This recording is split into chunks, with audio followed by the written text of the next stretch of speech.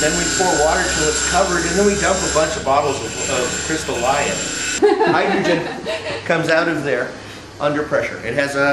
It's contaminated with a little bit of sodium hydroxide and a little bit of aluminum, or aluminum oxide. Okay? And it's hot, which when you're dealing with gases is a bad thing, because the hotter the gas, the more rarefied. And this thing's going.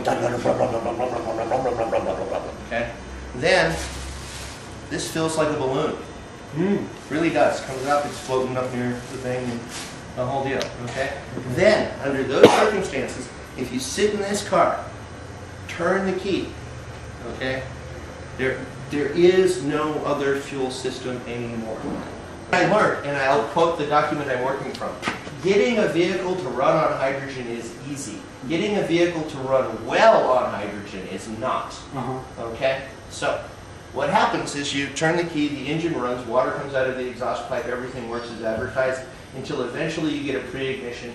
And the first time that happened, we blew our entire improvisational fuel system into little bits and spewed it all over the room. So we then put in a major safety innovation, and it saved us countless times during experimentation. The peanut can. Would it be so slow? Just hits the ceiling, bounces against the ground, and we go on to it. We finally decided that for long-term development, we're going to give up on the idea of the whole intake manifold and just run 8 little intakes, one for each cylinder. So if a cylinder pre-fires, it's a special effect. It doesn't blow the entire intake manifold apart, right? Okay, but what if, like, say, this punctures, there is a spark, lots of it. If you look very, very carefully, you will see that there are little pieces of plastic in the walls. Okay. Okay, and we wear improper safety equipment at all times. This is your fuel tank, right? Well, yeah, although show them the frankly, cans. I'm using aluminum. It works. Have I shown you the bubbling bucket of goop? Don't drink, don't live. Lye, this shit. Okay? Mixed with water, and I throw aluminum cans in it. Okay? What I'm trying to do is figure out how long it takes for the shit to quit working. Okay? I'm up to 3 weeks now. This is a fairly low-end reaction because I really want this one to die by now. Okay? You want to hear the weirdest thing?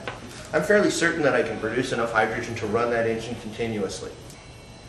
The problem is that yes, I can get it to run, and I can get it to run for an extended period of time with enough gas to run my car. Okay? I don't know how to get it to stop without wasting the whole process. I mean, I can throw acids in it and calm it down, but it looks like if I get it to run well enough to do anything useful, I'm going to have it running for 5 days. Okay, that means no underground parking, don't hesitate in tunnels.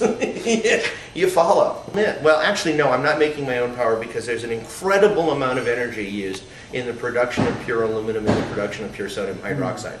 I'm capitalizing on being in a choice spot in the waste stream. You follow? If you have pure hydrogen, what would it take to compress it and put it in a tank? You have that over there, yeah, right? We have compressors. Or where did you put it? Hospital-grade ventilation compressors. They're sparkless because it's generally considered a bad idea to blow up your patients. Or you need metal hydride. Metal hydride powder. Really? Already? Nickel hydride. Yeah. Metal hydride can store up to 6% of its weight in hydrogen, which makes it competitive with compressed tankage. Makes it a whole lot safer because when you get into a collision, you end up with something that burns instead of something that explodes. And 6% of the weight of the metal being hydrogen is a fuck ton of hydrogen. Is a fuck ton of hydrogen, yes. I'm glad to see that you're using technical terminology. It's important. When we cut these damn things open, we found out that it is metal hydride, and it does seem to bond with hydrogen. And the next step would be to put it in a cylinder of some sort, okay?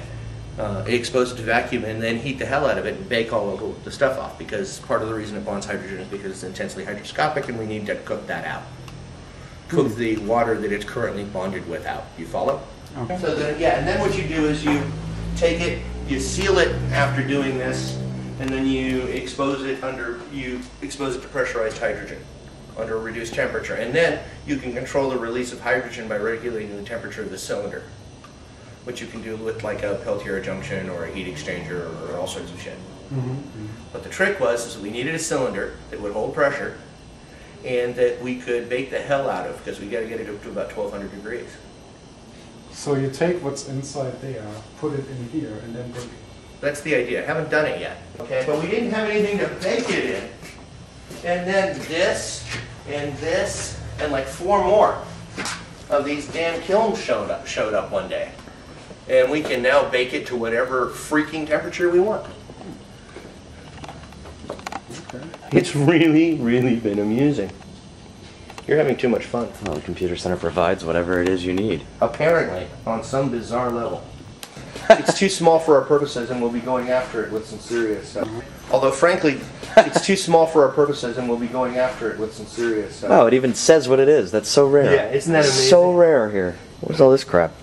That's crap that doesn't say what it is. Lots of pipes and valves. Oh, is this from the medical lab, and they had a little Fuel, spill in the parking lot, and liquids went everywhere while they were unloading this crap?